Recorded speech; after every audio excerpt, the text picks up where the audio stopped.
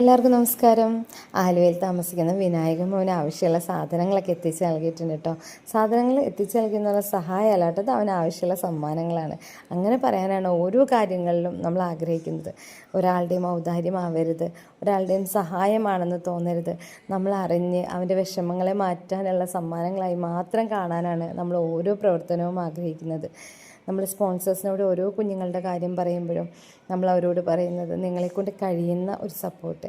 കാരണം നമ്മൾ ഒത്തൊരുമിക്കുമ്പോൾ മാത്രമാണ് വലിയൊരു സഹായങ്ങൾ എത്തിക്കാൻ സാധിക്കുകയുള്ളൂ. അപ്പോൾ ഇത് നമ്മുടെ റജീന സിസ്റ്റർ, നമ്മുടെ പാലിറ്റി കെയറിലുള്ള റജീന സിസ്റ്റർ പറഞ്ഞിട്ടാണ് നമ്മൾ വിനായകൻ്റെ അടുക്കിലേക്ക് എത്തുന്നത്. ഞങ്ങളവിടെ ചെല്ലുമ്പോൾ കാണുന്നൊരു കാഴ്ച, വളരെ ബുദ്ധിമുട്ട് അനുഭവിക്കുന്ന ഒരു കുടുംബം. ഒരു റൂം, ഇപ്പം നമ്മൾ ഈ വീഡിയോയിൽ കാണുന്ന ഒരു റൂമിലാണ് താമസിക്കുന്നതും ഭക്ഷണം കഴിക്കുന്നതും വസ്ത്രങ്ങൾ വയ്ക്കുന്നതും പാത്രങ്ങൾ വയ്ക്കുന്നതും. ഒരു ഫാനാണ്. ഇത്രയും കഠിനമായ ചൂടിൽ ആ ഒരു ഫാനിലാണ് അവരുടെ ജീവിതം. മോനെ കിടത്തിയിരുന്ന ബെഡ് അവൻ യൂറിനും മോഷനൊക്കെ പാസ് ചെയ്യുന്നുണ്ട്. അതാകെ മുഷിഞ്ഞൊരവസ്ഥ.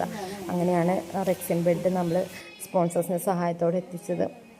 അവന് വേണ്ട വസ്ത്രങ്ങൾ, അവന് വേണ്ട ഭക്ഷണം, അവന് വേണ്ട ഡയപ്പർ അതെല്ലാം എത്തിച്ച് നൽകിയിട്ടുണ്ട് കേട്ടോ.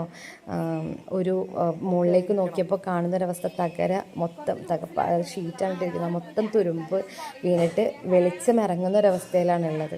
ഒരു മഴക്കാലം വളരെ ബുദ്ധിമുട്ടാണ്. നമ്മളെക്കൊണ്ട് ആ ഷീറ്റിൻ്റെ കാര്യത്തിൽ എന്തെങ്കിലും ചെയ്യാൻ പറ്റുവാണെങ്കിൽ ശ്രമിക്കാമെന്നൊരു വാക്ക് കൊടുത്തിട്ടുണ്ട്.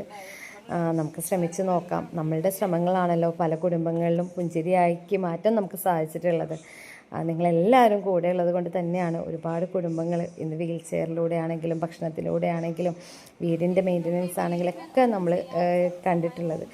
അപ്പോൾ വിനായക മോനെ നമ്മളെക്കൊണ്ട് കഴിയുന്നൊരു സഹായം കൊടുത്തുകൊണ്ട് ഉയർത്തിക്കൊണ്ട് വരണം.